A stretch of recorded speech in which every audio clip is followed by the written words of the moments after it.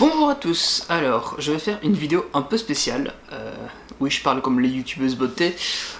Aujourd'hui donc j'ai quelque chose dont j'aimerais vous parler, mais j'ai pas de page, j'ai pas de préparation, j'ai pas de texte.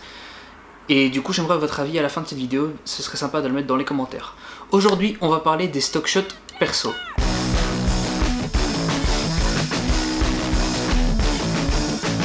Alors, pourquoi avoir des stock shots perso? Déjà, qu'est-ce qu'un stock shot? Alors, des stock shots, si vous cherchez sur Google, vous pourrez en trouver plein. Il y en a des gratuits. C'est une image, donc ça peut être une photo, une vidéo. On peut parler de stock shot dans d'autres sources graphiques, etc. Mais là, c'est plutôt de l'abus de langage. Il faut savoir que si vous payez l'abonnement à l'Adobe Creative Cloud, vous avez accès à plein de stock shots. Là on est sur quelque chose d'un peu plus qualitatif, hein, donc vous avez des timelapses, vous avez des photos, vous avez des vidéos d'endroits du cercle arctique, en plein milieu de l'Afrique, de la savane, enfin il y a plein de trucs, plein de stock shots. C'est l'intérêt de ces stock shots justement, ce sont pour des entreprises ou des créatifs pour qu'ils puissent créer quelque chose, illustrer leurs propos. Alors c'est intéressant, mais si vous cherchez des stock shots gratuits ou pas chers, vous avez quelque chose qui est rarement qualitatif. Ou alors, si vous voulez avoir les droits pour l'utilisation de certains stock shots qui sont vraiment bons, ça coûte une fortune.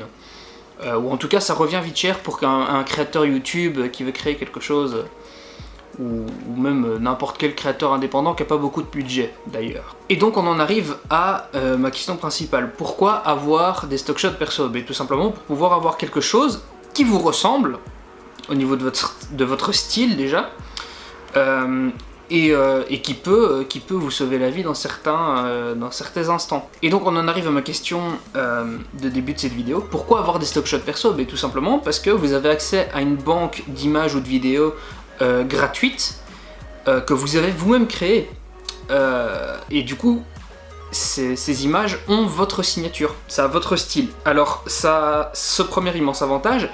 Le deuxième, c'est que ça vous pousse à utiliser votre matériel, donc vous apprenez à l'utiliser tout simplement. Je vous l'ai déjà dit précédemment dans d'autres sujets, la répétition amène, si pas à la perfection, à une amélioration. Donc plus vous allez utiliser votre appareil, plus vous allez apprendre à l'utiliser, mieux vous saurez l'utiliser, et mieux le résultat sera. Meilleur le résultat sera, je devrais dire. Non seulement vous apprendrez à utiliser votre matériel, mais vous allez aussi définir votre style. C'est-à-dire que pour ce conseil-là, évidemment, il touche moins les gens qui ont déjà l'habitude et qui savent plus ou moins ce qu'ils font. Mais chaque personne, chaque créatif a plus ou moins sa signature. La manière dont, ne fût-ce que les objectifs qu'on utilise ou la manière dont on va photographier quelque chose, ça dépend toujours du créateur qui a derrière la machine. Et un style, ça se développe pas comme ça en claquant des doigts, en disant tiens je vais faire de la vidéo. Un style, ça se développe en essayant de faire plusieurs choses, en se plantant, comme d'habitude, hein, se planter, réessayer et trouver comment faire. Ces stock shots, si vous avez un job pour un client ou si vous avez une vidéo à créer pour vous et que vous êtes en dernière minute, etc., ça peut vous sauver la vie. Ou en tout cas ça peut vraiment vous tirer d'un mauvais pas, parce que si vous n'avez pas le temps de filmer, vous n'avez pas le temps de ah ben tiens, en 2004 j'avais filmé cette image là qui était exactement l'image dont j'avais besoin, ou en 2014 ou en 2013 ou peu importe, enfin, vous avez compris la logique. Et évidemment, plus vous allez avancer, plus vous allez avoir de stock shots, plus vous aurez de possibilités d'utiliser ces shots dans des situations différentes. Comment vous créez cette bibliothèque de stock shots? En prenant tout simplement le temps de faire des photos et des vidéos quand vous en avez le moment, la possibilité de le faire. Alors évidemment, si vous voulez vraiment que ça finisse dans votre bibliothèque de stock shots et que ce soit quelque chose d'utilisable, il faudra pas forcément utiliser le smartphone le plus dégueulasse que vous ayez. Mais par contre, si vous avez un smartphone très récent, je parle d'un Android milieu voire haut de gamme des 2 dernières années, ou un iPhone des mêmes périodes par exemple, vous pourrez avoir quelque chose qui est tout à fait valable. Si c'est pas le cas, investissez dans un petit appareil compact pas trop cher, mais avec une bonne qualité, qui vous permet de sortir de bonnes choses. Il y a pas mal de choses dans les compacts ou dans les hybrides qui permettent de prendre d'excellentes photos. Mon conseil à ce niveau-là, c'est essayer d'avoir toujours le meilleur appareil photo que vous pouvez, sans que ça vous limite.